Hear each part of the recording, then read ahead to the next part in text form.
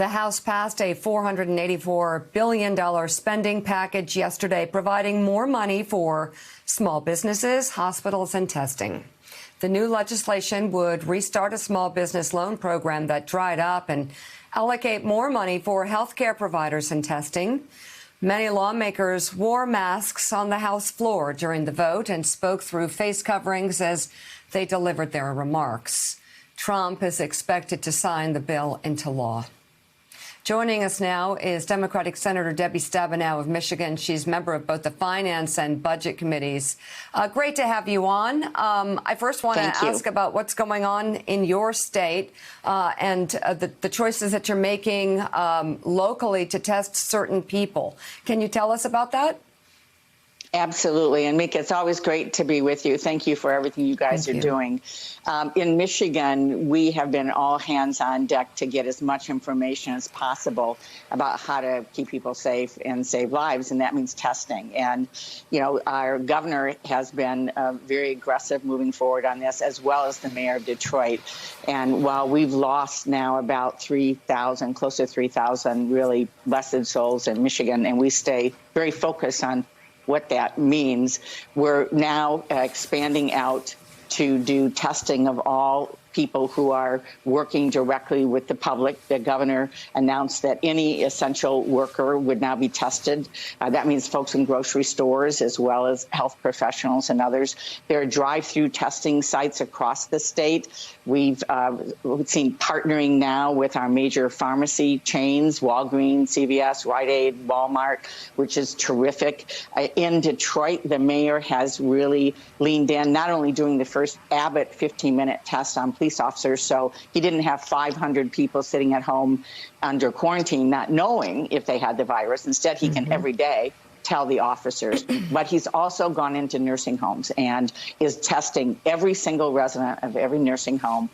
So far, they're finding about 26% of the people in nursing homes have the virus, which is very alarming. But at least we know, and you can't address this unless you have information, as you know. Kathy Kay. Congresswoman, I just wanted to ask you about the stimulus package that's been passed, and specifically about the row between the White House and Democrats about trying to get some money to states. What does that explain to viewers what that actually means when we're saying that the states are running out of money and that they need some help from the federal government? What does it mean in terms of people's livelihoods, in terms of people's jobs and their salaries, their being able to pay for their rent and their food and their bills and things? Because it has real life implications. Absolutely. Somebody who is working for the public right now and has a public salary is as valued as someone with a private salary. And unfortunately, in the political world, there's a real difference. Our Republican colleagues say, let states go bankrupt, where they're rushing to, of course, help private businesses, which we support as well. But let me step back and say a huge area of success and victory for us in this last package as Democrats was $25 billion for testing to help our states and local communities. Our policy committee did a report laying out everything about ourselves versus other countries. You can find it on my website. And we are not testing, by the way, more than other countries. But the piece that didn't happen, as you know, was state and local government. So what does that mean? It means that the police officers that are going into work in Detroit every day, that the mayor's testing, may not have a job. Because the Republicans, the administration doesn't believe we should be supporting police, fire, people on the front lines working in public health departments, people in health centers and mental health centers, that we shouldn't be supporting the states who have taken money out of other parts of their budget to rush into this. That was the responsible thing to do. So they take it from education, they take it from higher education, they take it from every other public function because we have a crisis in our country, and they are being responsible. And how are they rewarded? Instead of having resources come to them to be able to help them meet their needs, we have the leader of the United States Senate, Republican leader, say they should consider bankruptcy. That's astounding when you think about that. But it also goes to a basic philosophy of Republicans that we've seen for years now, that the public sector is not valued somehow.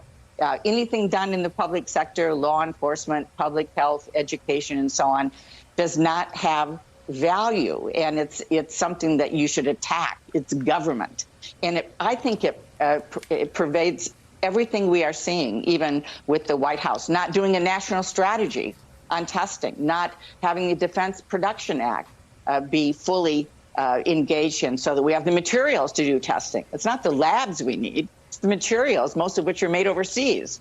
So the lack of willingness to understand that we have a country, you know, it's not the Detroit strategy or Michigan strategy versus Ohio any more than it's the Beijing strategy versus the Shanghai strategy.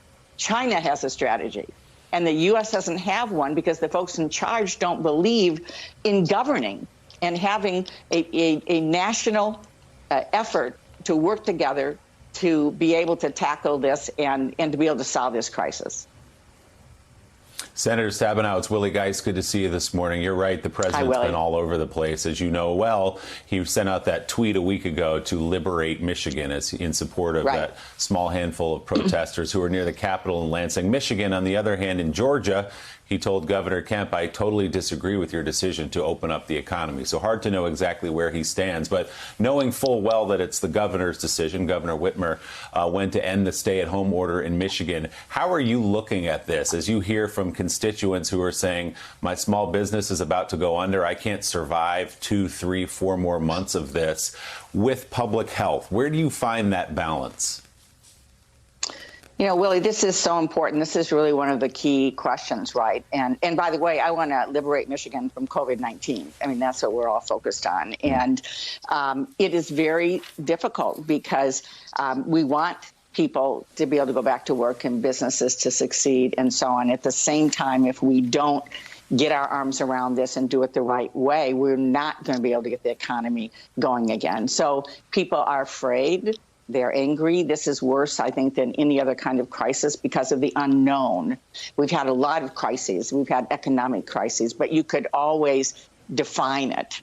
And this is the hardest part. And so it's a constant effort. And I support the governor in her efforts to focus on the medical professionals first, on those giving medical information. It's got to be the toughest job in the world right now to thread that needle. But I do know that she's anxious. She has a group of top business leaders in the state that are advising her about how we, in a responsible way, reopen, which of course is going to happen. But as I said, we're about 3,000 lives lost already in Michigan. I don't want it to be 4,000 or 5,000 or 6,000. And if this isn't done right, that's exactly what will happen. All right, Senator Debbie Stabenow, thank you so much for coming on the show. It's great to see you. Really appreciate it.